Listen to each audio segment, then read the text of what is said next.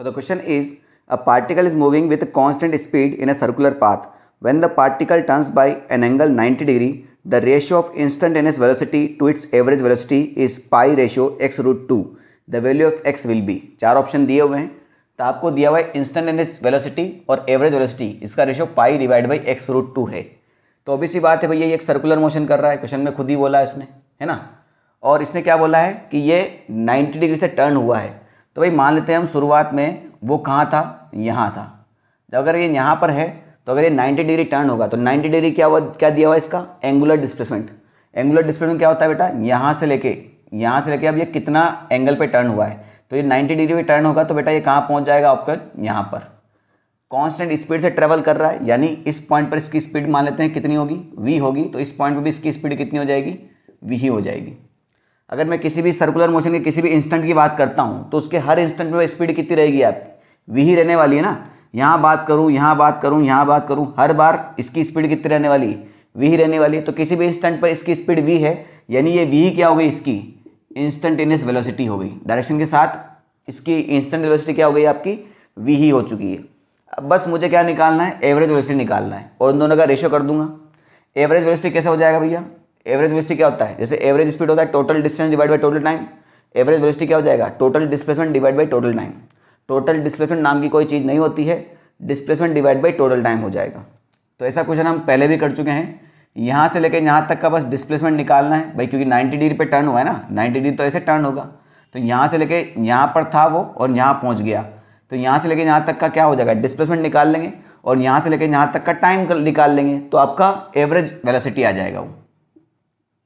ठीक है, ये वेक्टर लगा देते हैं ताकि वेलोसिटी पता रहे। हाँ भाई, तो वो होता है डिस्प्लेसमेंट।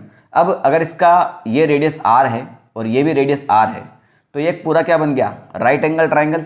तो ये क्या हो जाएगा, राइट एंगल ट्राइंगल का हाइपोटेनस, और वही मेरा क्या है, डिस्प्लेसमेंट है। तो डिस्प्लेसमेंट कितना हो जाएगा मेरा, hypotenuse will be root perpendicular square plus base square. तो डिस्प्लेसमेंट हो जाएगा मेरा रूट 2r स्क्वायर, यानी ये हो जाएगा रूट 2r, r बाहर आ जाएगा। ठीक है, तो डिस्प्लेसमेंट तो हो गया आपका रूट 2r। अब टाइम कितना लगेगा, तो स्पीड इज इक्वल टू होता है बेटा आपका डिस्टेंस डिवाइड बाय टाइम। तो टाइम इज इक्वल टू हो जाएगा डिस्टेंस डिवाइड बाय स्पीड। तो स्पीड तो v है ही सही, यहाँ से लेकर यहाँ तक में इसने कितना डिस्टेंस ट्रेवल किया। जब ये पूरा राउंड काटता तो डिस्टेंस कितना होता, इसकी सरकमफेरेंस के बराबर, यानी 2πr। तो ये क्या है, ये 1/4 पार्ट ऑफ द सर्कल है ना, तो टोटल डिस्टेंस कितना होता, 2πr।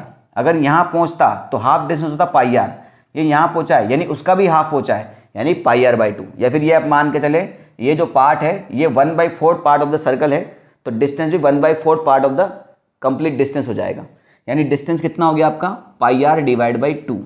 तो 2 नीचे आ गया और ये v हो जाएगा, यानी ये हो गया आपका टाइम।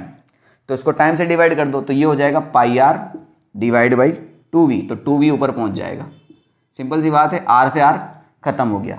अब मुझे इन दोनों को बस डिवाइड करना है। अगर मैं इन दोनों को डिवाइड कर दूं, v instant divide by v average, तो v डिवाइड बाई ये हो जाएगा 2√2v, और ये पॉइंट ऊपर पहुंच जाएगा, तो ये पाई आपका यहाँ आ गया। ये v से v खत्म हो गया, तो इसका रेशियो कितना आया, पाई डिवाइड बाई 2√2। इसको मैं किसके साथ कंपेयर करूँ, pi divide by x root 2। Pi से पाई खत्म हुआ, √2 से √2 खत्म हुआ, x की वैल्यू कितनी आ जाएगी बेटा, 2 आ जाएगा। तो x की वैल्यू 2 कहाँ है, ऑप्शन नंबर ए में। ठीक है।